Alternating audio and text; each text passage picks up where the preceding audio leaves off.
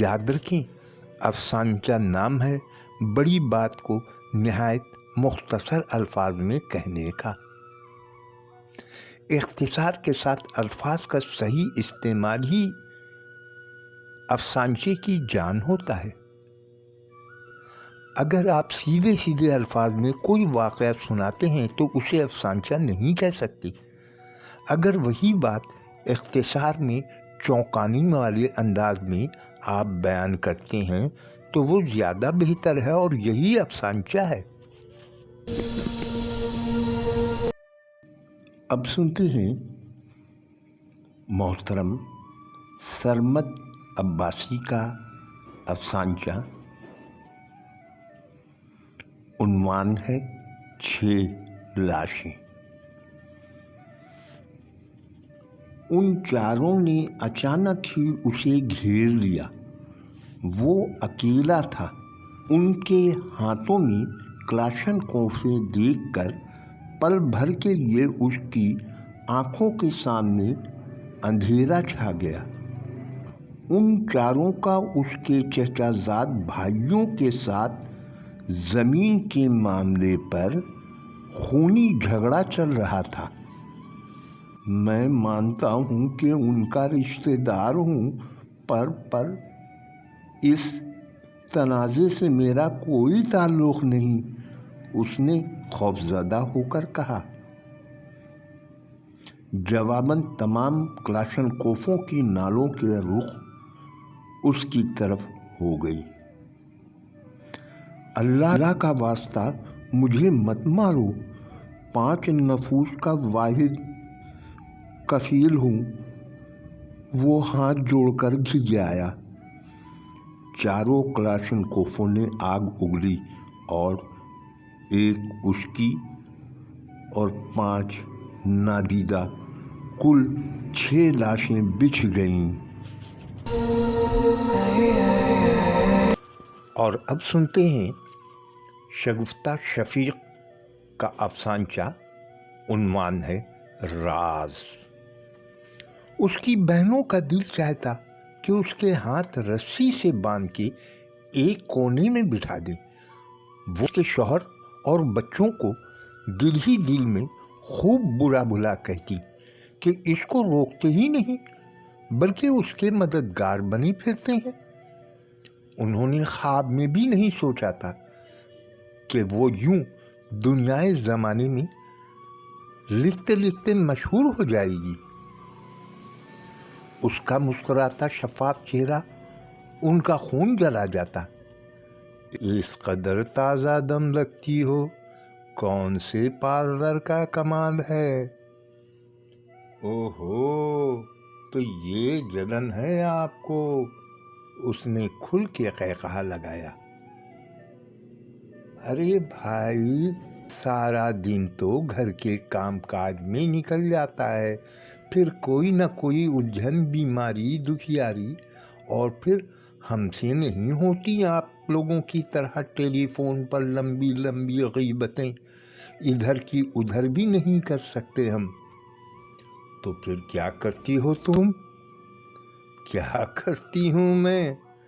گھر کے سارے کام نمٹا کر نماز وغیرہ سے فارغ ہو کے آن لائن روم کے کسی نہ کسی مشاعرے یا شعری نشست میں شریک ہو کے اپنی ذہنی تھکن مٹاتی ہوں۔ یہ ہے میری فریشنس کا راز۔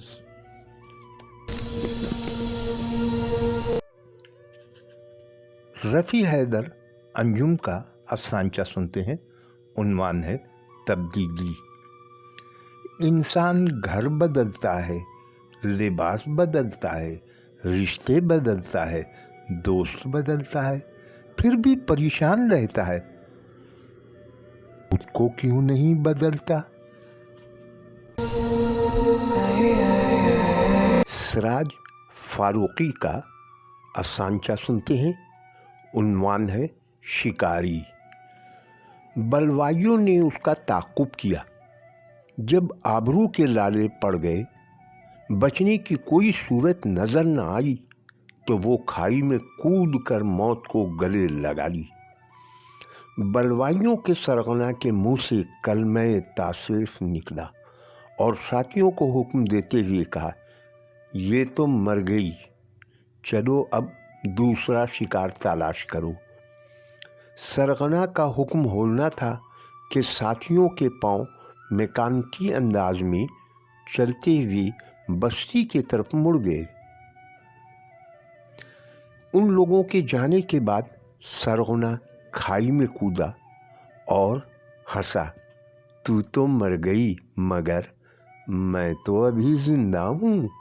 और फिर इसके शरीर हाथ उस जवां साल लड़की के कपड़े में रेंगने लगे। किरण सिद्दीकी का अफसानचा कीमती चीज़ सुनते हैं। जमील पुरानी किताबों की खरीद व फरोख्त का काम करता था।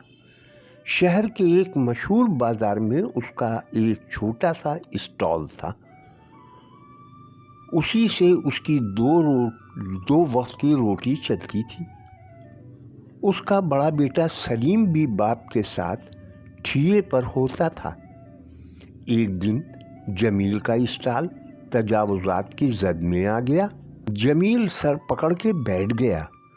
जैसे तैसे घर आया। बीवी ने चेहरे पर हवाइयाँ उड़ते देखी तो पूछा, क्या हुआ? स्टॉल ख़त्म कर दिया गया। इसमें हज़ारों रुपए की कीमती पुरानी नायाब किताबें थीं। अब तो वो दोबारा मिलेंगी भी नहीं। तभी सलीम कमरे में आया। अब्बा, स्टॉल को दोबारा बनाने पर बहुत पैसा लगेगा।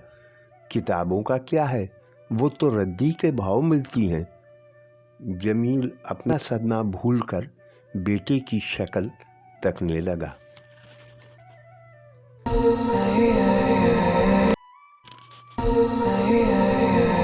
अब मैं अपना ही एक अफसानचा सुनाता हूँ। उन्वान है बाज गश्त।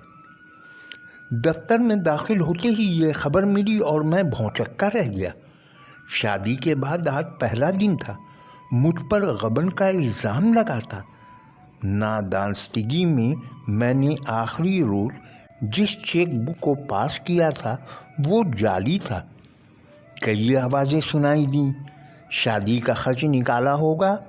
किसी ने कहा हनीमून के लिए रकम दरकार होगी।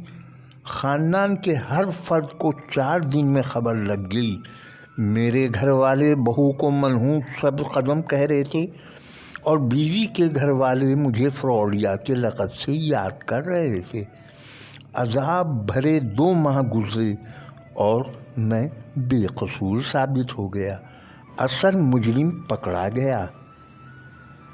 मगर आज 10 साल बाद एक शादी में बैठा था कि बराबर वाले टेबल से आवाज़ सुनाई दी, ये लुबना का शौहर है।